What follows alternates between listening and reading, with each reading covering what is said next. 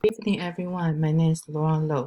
Today, I want to talk about what to know from the worldwide pandemic using the countrywide data analysis from SARS 2003 to see COVID-19. Here is top 12 so far the COVID most affected country. So then we can see here, I want you to focus on these three data. Here, the data using the number of cases to rank how serious each country being affected by COVID. But sometimes the COVID test, not really every country that provide the same test rate. So then here, if we're using the death, will be more reflect how a country affected by COVID, because all the COVID patients, they have very specific symptoms. And also, in order to eliminate the population difference from each country, we divide the death for per 1 million population. So then you will see here, for every 1 million people in a country, the death rank actually change. So you will see here, UK actually is the top one, then Spain. US actually still is top 5. So in order to know how COVID affect each country, not only see the most affected country. So I want to show you here from the Time magazine in June. They show you the few country best response to the COVID-19. So you have Taiwan, Singapore, and South Korea in the highlight. So then New Zealand and Australia. So you can see they have less COVID test and also very small COVID death. So then we divide deaths for the 1 million population. Then you can see, right, for those countries, these 5 countries, or the other 2 region I add here, they have about 5 deaths for 1 million population. So those countries, they have one thing in common. They all experienced SARS in 2003. So from what we can see, the previous pandemic experience really helped those countries respond much better from SARS to the COVID-19. And also we can see here, that's the best response, right?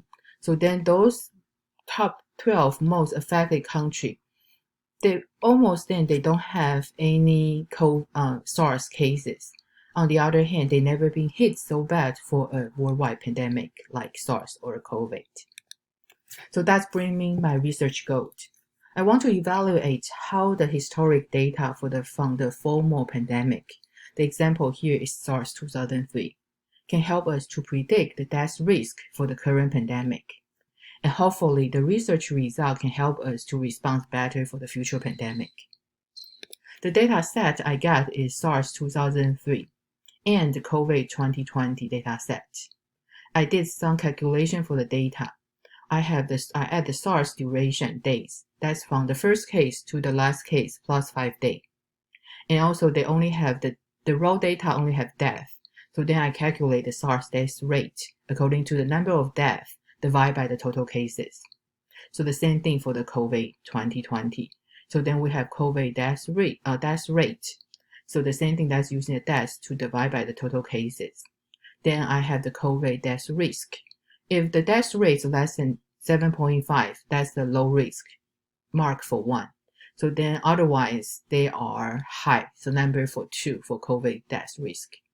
So after combine those data, we have total 29 sample data from 27 countries with the SARS and the COVID data. The research question is, how can we predict COVID death risk? Use the SARS duration and SARS total case and the SARS death rate. I have 2 approaches. The first algorithm is for 9 Bay. The second one, we use the K nearest neighbor. So we see the result for the 9 Bay. Even we use the 80-20 training data, the accuracy actually only for 30 to 67%. I'm thinking about maybe because the data size is too small, it's really difficult to raise up the module accuracy. Even I try to change the training data for 7.5 and 25, the accuracy is still about only 275. So actually, the K nearest neighbor is better to reflect the model. And you can see from the 80-20 training data, the accuracy score between 50 to 83 from the rank k equal to 1 to 10. So after 5, the accuracy is all 83. So no matter you use the k equal to 5 to redo that, or k equal to 8 to rerun the test, and k equal to 10 to rerun the test, they are all 83%.